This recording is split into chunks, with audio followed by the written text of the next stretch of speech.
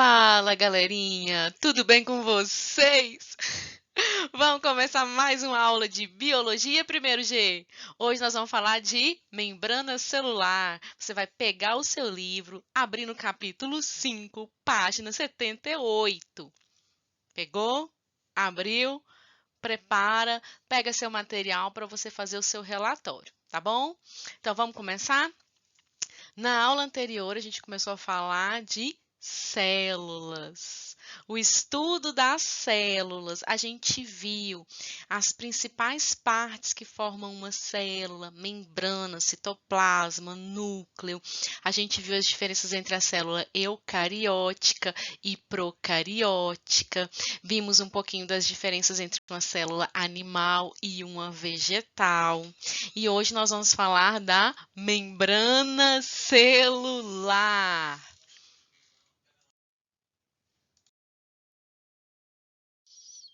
Beleza, antes de a gente começar a falar propriamente da membrana, eu quero falar um pouquinho para vocês sobre a forma das células e a sua função.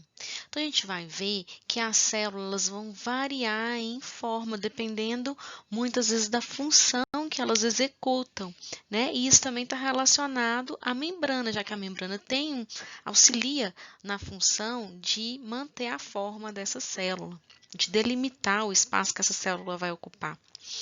Então, por exemplo, aqui a gente tem o neurônio, que é uma célula nervosa. A gente tem uma hemácia, que são células vermelhas do sangue, uma célula do intestino. Então, vocês podem ver que elas variam muito em forma e em tamanho também. E isso sempre de acordo com a função que elas vão apresentar.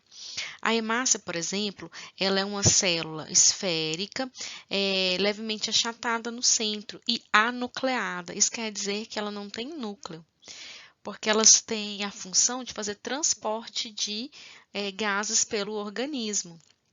Já o neurônio, ela já é uma célula maior, mais comprida, porque ela vai fazer a transmissão de impulsos nervosos. Então, o impulso nervoso vai passar por toda a célula e vai ser transmitido ao neurônio que vem a seguir. As células do intestino têm essa característica de apresentar essas microvilosidades que vão facilitar a absorção de nutrientes, as células musculares que formam feixes, tudo em relação à função que a célula vai exercer no organismo, certo? Beleza?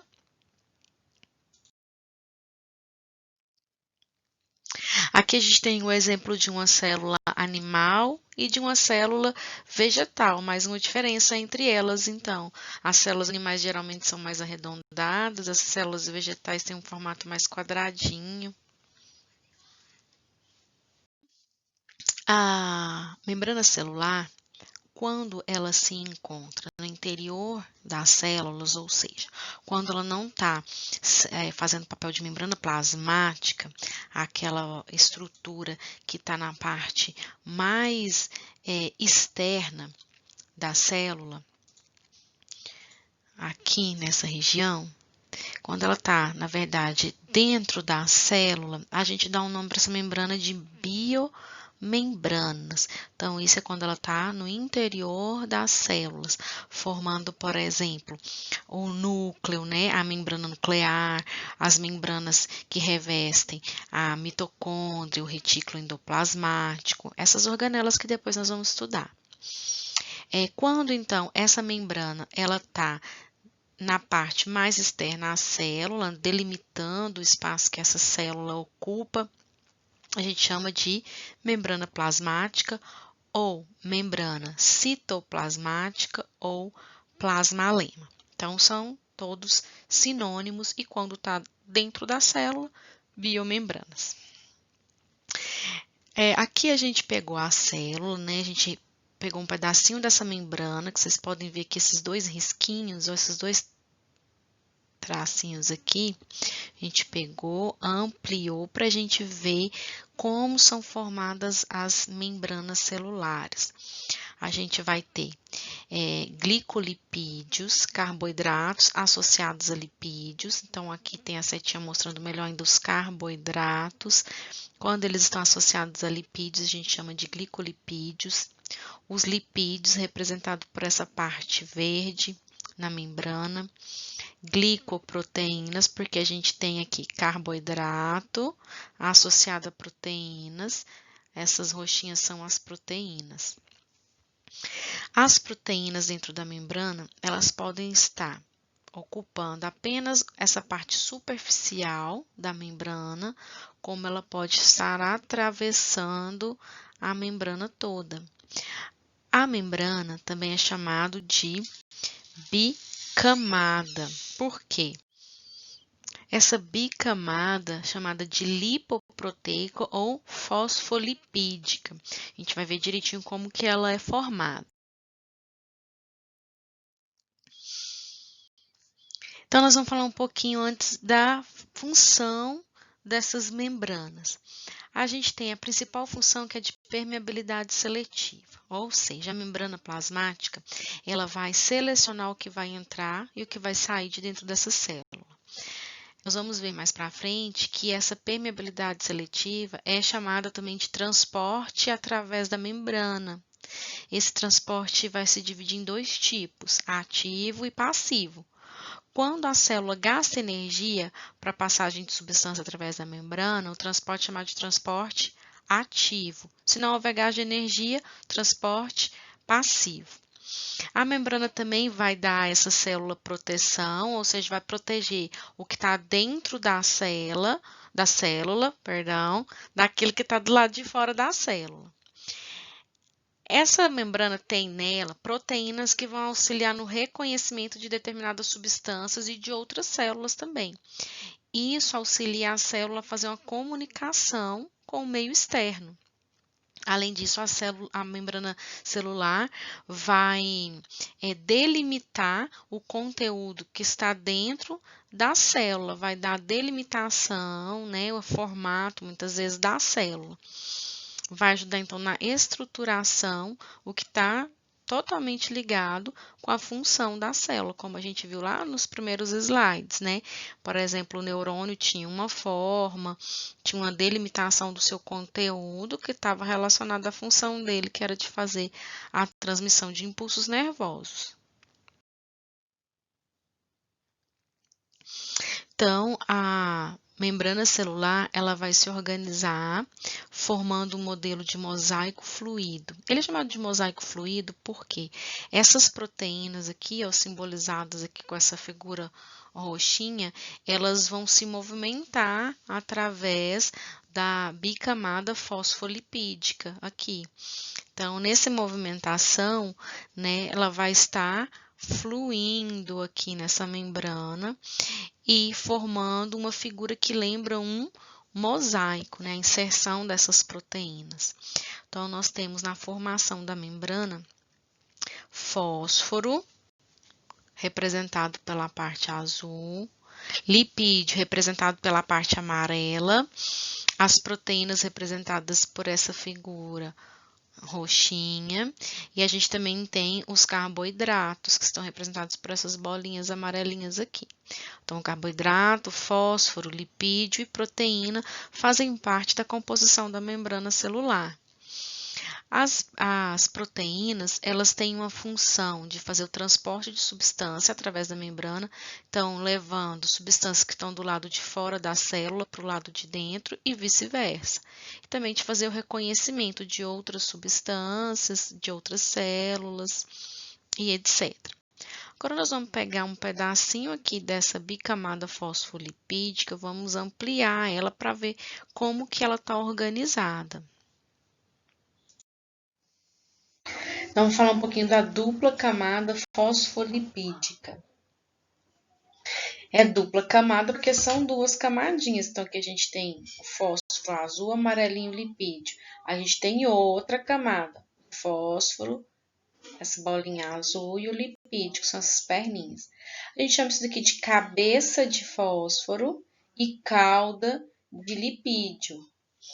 A gente percebe que o fósforo ele está sempre voltado para a região em que a célula tem contato, ou com o meio externo ou com o meio interno. E voltado para o interior da membrana, a gente tem o lipídio. Por que ela está organizada dessa forma? O grupo fosfato, ele é uma parte da membrana que é polar. A gente já estudou isso quando a gente falou da molécula de água. A gente viu que a molécula de água era uma molécula polar, porque ela apresentava carga elétrica. Ela tinha uma região positiva e uma região negativa. O fósforo, ele é que nem aquela moléculazinha de água que a gente estudou lá. Ela é uma molécula polar. E o lipídio é uma molécula apolar, então ele não tem cargas, ele não forma nem carga positiva e nem carga negativa. Por isso é que a região apolar fica voltada para o interior da membrana.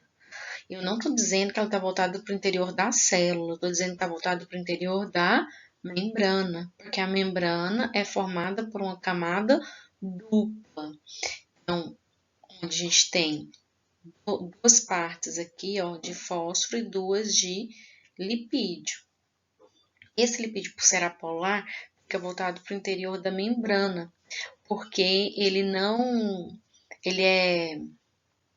tem afinidade com a água. Então, é a região que a gente chama de região hidrofóbica. A região do lipídio, dessas caudas de lipídio, é uma região hidrofóbica, ou seja, ela não tem afinidade com a água.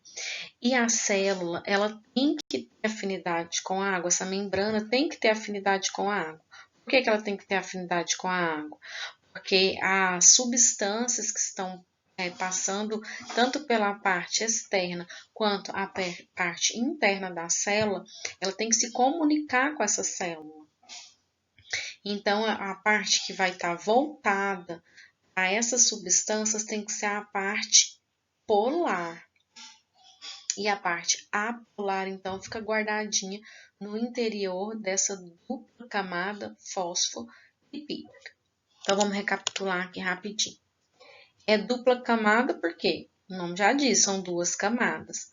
Fósforo, porque tem um grupo fosfato, que é representado pela cor azul aqui, e é lipídica porque tem uma região formada por lipídios, que são as gorduras. Essa é chamada de caudas de lipídio, que é a parte apolar ou hidrofóbica.